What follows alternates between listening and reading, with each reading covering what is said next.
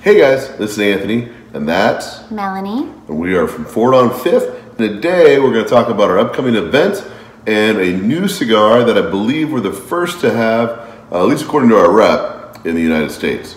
And that is the Hellcat Tito from Esteban Carreras. So light up your cigar and we'll be right back. Yep.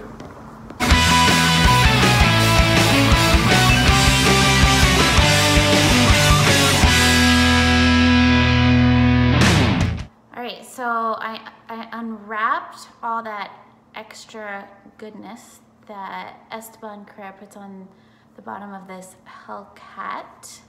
Hellcat Tito. Tito. Actually, it's Hellcat Ito. There's no double T, so it says Hellcat Ito. Ito means like small, at least. Oh, so I was like thinking a Tito is like the tequila. Is that because I drink too much? Wash away. So this is a pigtail. And if you don't know how, you could just tear it off, right? A lot of pigtails just come right off. Yeah. Like that. Or you could just use your basic Cigar cutter and just cut it off. I love a closed foot. This is closed foot. So I'm gonna light this up. Anthony, what are you smoking, sweetie? I'm smoking the 12-year, age 12 years, Connecticut. From Esteban Carreras. What I love about this one is that it's got a little bit of Lajero in it, so it's going to give it a little more horsepower to it. And basically it takes a really creamy smoke with a lot of flavor, but gives it just a little bit of horsepower, which is kind of nice. I really enjoyed that cigar quite a bit. And the price point at $7, well, that one's a lot less. These all the short formats are like in the $5 range. The other day somebody did ask me, how do you light a cigar with a closed foot? It's this exact same way you would light any other cigar. A closed foot just gives it kind of an extra oomph, I would say, like an extra boost of flavor. How would you describe a closed foot?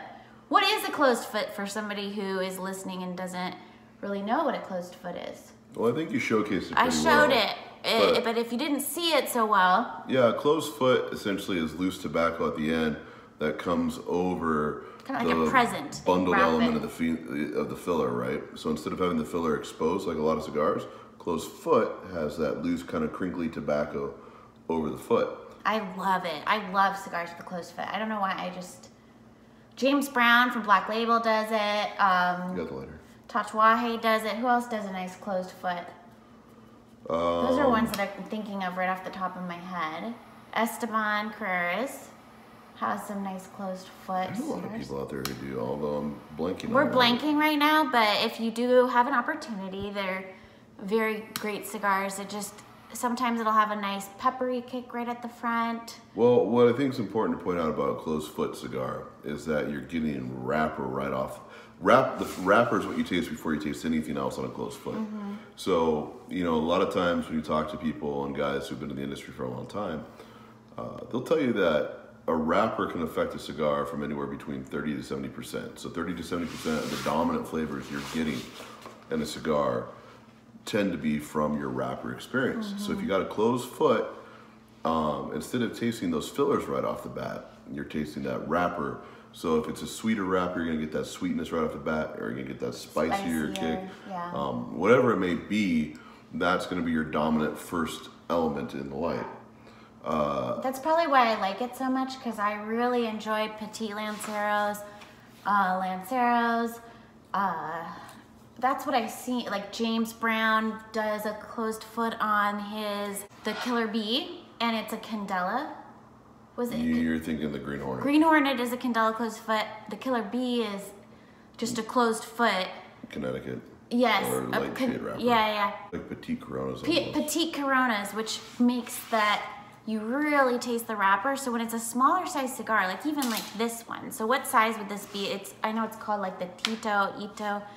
The actual size. All the Itos or all the short guys in the Esteban line tend to be about 4.5 inches, depending on, and the gauge tends to be, once again, a little thicker than a Lancero. So you're looking at probably a 42 to 44 gauge on most of these guys. Wrappers can play a big part, and that's what we're trying to say. Yeah. And in fact, when you light a cigar, the way that I like to light a cigar on the foot, like there is a little methodology to it. You know, a lot of people talk about, you know, holding it far away, you toast the foot. But I like to toast and kind of singe the outer edge, right, where the wrapper is, right? So you're starting the wrapper a little bit first, and then you're coming in and doing the binder filler elements. And by doing that, you're releasing the flavor of the wrapper theoretically a little bit sooner, so it's starting to meld in with the other aromas. So then when you do your first few puffs, you're getting a mixture of everything kind of flowing together. I'm drawn towards smaller ring gauge cigars, but I enjoy the flavor more on smaller ring gauge. I love Coronas, Corona Gordas, Petite Lanceros, so I love all that. And I learned over time, as I got a little bit more experienced, that it was a lot to do with the wrapper binder filler ratio. Usually with, you know, your smaller gauge, your smaller ring gauge cigar, and your shorter, not necessarily the shorter length, but with a smaller gauge cigar, you have less surface area, right? And so essentially you're gonna have more smoke coming through a smaller surface, and more of that's gonna be a direct element hitting your palate, your tongue, whatever. And the air mixture that's gonna be in there, there's still gonna be air being pulled through there, but it's not gonna be as prevalent as if you had a bigger area on a bigger cigar where you're getting a bigger air mixture with the tobacco mixture that's coming in. And so on the bigger gauge cigars, you know, a lot of times they'll burn cooler. You got a bigger surface area, usually a longer smoke, and it's gonna be a cooler smoke on the palate, but there's gonna be some dilution to the flavor profile. Now there are makers out there like Ernesto Carrillo. I remember when we worked for him, he specifically... The inch. Yeah, he specifically talked about the inch a lot because that one was specifically formulated to have the same flavor profile in no matter what size it was. And it was an expensive cigar. It was. It's like $12 for a bigger... For a 6x60 or even like the bigger one. But the whole point was that there was no skirting or using lesser grade tobaccos. So the tobacco is... Yeah, the tobacco needed for that size was proportionate to the smaller sizes, and there's no corners cut, so in theory you're getting the best quality smoke of a 6x60, and there'd be that same best quality if you did it in a 5x50 or whatever. I'm not a huge fan of big ring gauge cigars because you do lose a lot of flavor. Yeah, once again, you know, there is a certain type of buyer who buys big gauge cigars typically, right? It's guys who want to get the most value out of their cigar smoking experience. Nothing wrong with it. These are just guys that work hard for their money and want to get the most bang for their buck out of it. And the way they perceive it is that they get a lawn smoke, they get a cool smoke, and you know, they get this big smoke that they think is going to last longer because of, once again, its length and gauge. Now, the thing that I always like to point out is that if it's a well-constructed, you know, Lancero or, you know, Corona or Cornita, you're gonna get a lot of time out of it anyway because the tobacco is still gonna have a combustion ratio that burns it at a slower rate and allows you to still enjoy it. Like this, you know, cigar experience, we're just about a quarter into our cigars and we've already spent about 15 minutes, if not a couple from the times where we stopped the video footage. So we're probably about 20 some odd minutes in and we've barely got a quarter of an inch into these little short guys. Which means that if we're smoking these and even if, you know, we stop talking and just focus more on the smoking, we're still probably gonna get easily about 45 minutes out of it, possibly to an hour. That's a lot of smoke for a short guy. So yeah, there's some really great cigars, different cigars for different strokes for different folks, right? Different strokes for different folks. I made a joke. So let's get on to this cigar. So we have a really great Esteban Carreras rep, our friend Jimmy, and we're gonna have an event this Sunday at our shop in Scottsdale. It's at noon. And one of the cigars that supposedly is the first in the nation, we just want to know that we are the first. Probably not, but maybe we are.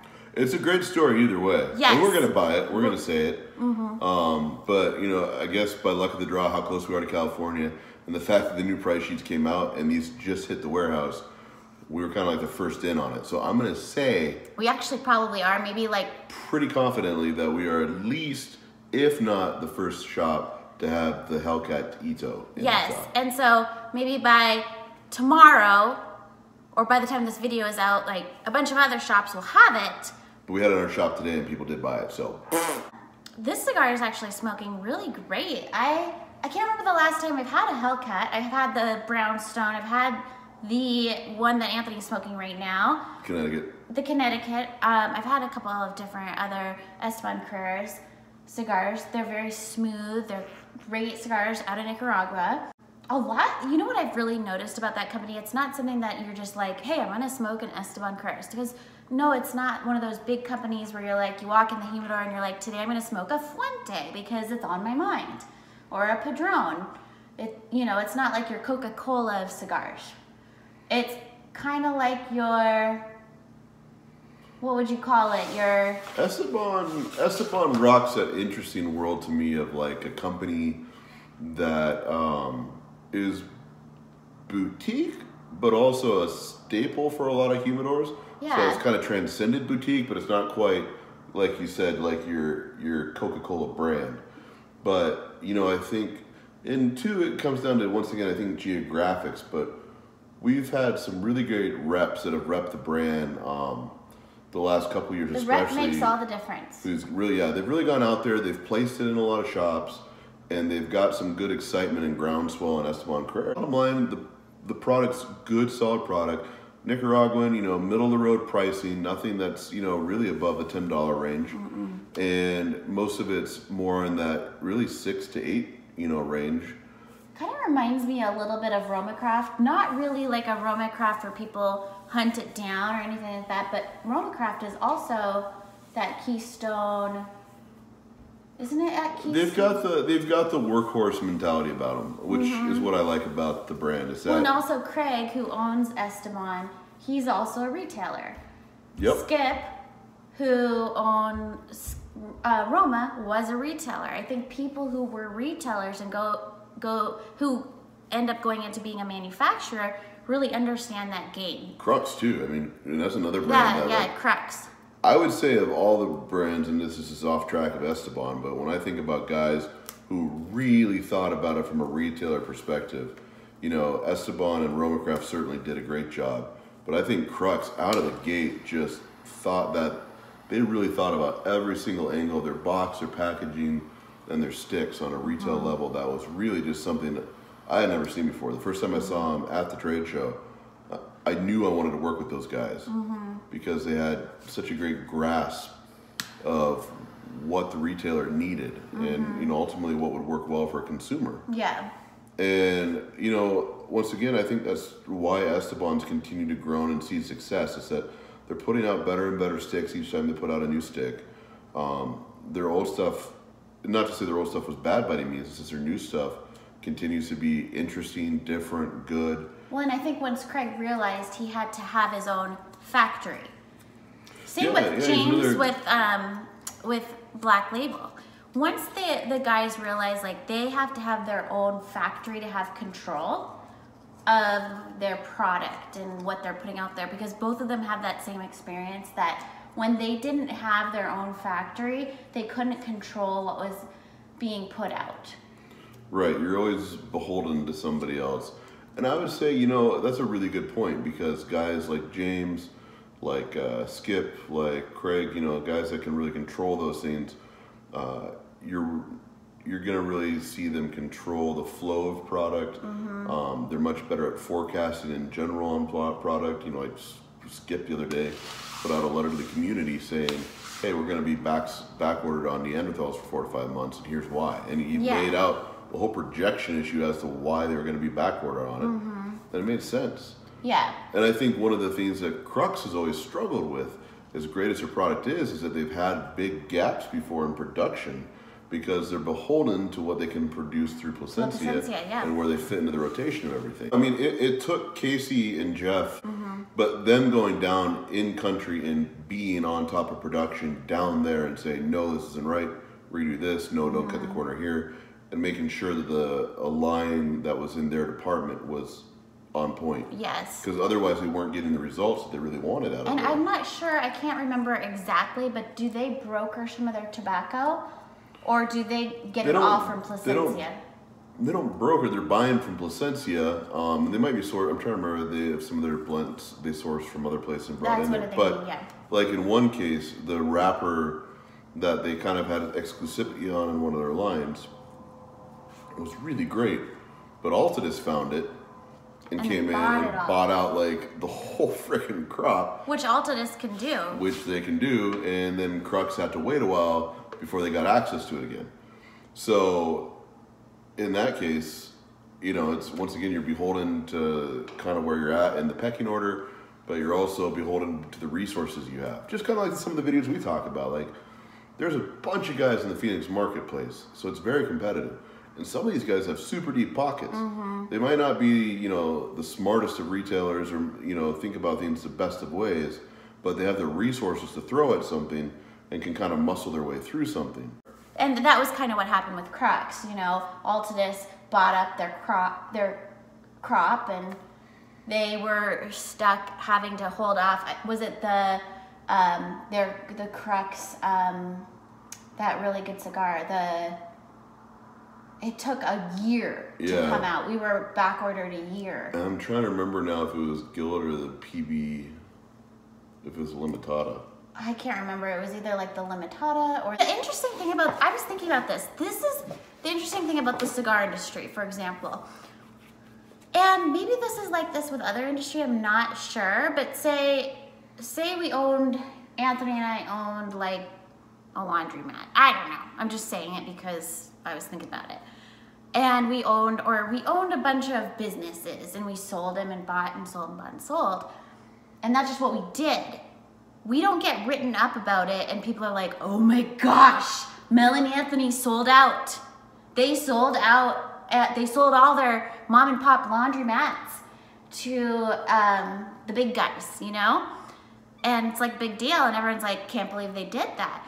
The cigar industry, it's like a big deal, you know, if somebody sells out to somebody bigger, when really, like, that's business. Like, that's a normal business practice, but we're all like super offended by it because we build these relationships with somebody. You know, it was like when Jonathan Drew sold Drew State, people were like up in arms about it. But really, any other business person, they buy and sell businesses every day, you know? And it's just the norm. And so why is everybody so up in arms about stuff? And is it because our business there's so much romance behind cigars? Is it because somebody's the face of something and they travel and build so much relationships? You know, is it because we have so much drama and gossip in our industry? It just is interesting and fascinating to me how our industry has so many unwritten rules and double standards and has all these expectations that can't be met, you know? It's just is like, the industry there's so many layers to it. It fascinates me because our industry is so different than other ones. Different and not different. Or different and not different, you're right. It's jealousy is what it is. Yeah, but then other weird stuff like, you know, Skip and Steve, they had posted a post and we're all kind of talking. Do you remember that post? And about, you know, just somebody made a bad review because they wanted some free product. I mean, what industry do you ask somebody to send you a bunch of free product besides the cigar industry? I mean, I think any industry where influencers and social media feel empowered, you're gonna get that though. Yeah, but it's... Any niche industry at least. Yeah, but it's interesting, right? We have a very entitled, we're starting to become very entitled, right? Oh, I think there's a lot of people in the industry who certainly feel a certain amount of entitlement. Esteban Carreras. This is still really smooth. Like, I'm not getting a ton of spice from it. Hellcat's very flavorful smoke. It's very flavorful, but I wouldn't say it's full body. No, I'd say it's full flavored. Full flavor. Medium to medium plus strength. I'd say, you know, it's a little more spice forward in the beginning, but then it levels out pretty quickly into being a very flavorful smoke. like I said about this one, it's a very creamy Connecticut. It's got great, you know, flavor to it, but it's also got a little bit of spice and strength to it because of some of the Lajero elements to it. Yeah. So we're doing an event on Sunday. We're doing it from noon till 3 o'clock officially with Jimmy. And then we will be running probably specials starting in the morning. If you get there earlier, by all means, get the specials. But we'll be doing, you know, your traditional stuff: buy 3 get 1, buy 5 get 2, mix and match on a box level, and a percentage off. But we want to hear: have you tried Esteban Carreras? What is your favorite Esteban Carreras cigar that you've tried so far? So that ash though, so fat you can see it from the front. Guys, it's sexy. And this is Anthony and Mel. We're doing 4th on 5th. You know, definitely don't forget to like us, subscribe to our channel, follow us on our social media channels, which Mel will put up in the video at some point, I'm sure. And we're glad you guys are watching and having fun with us. We enjoy doing these videos. Hopefully you enjoy watching them. And we'll see you next time. So stay smoky, everybody.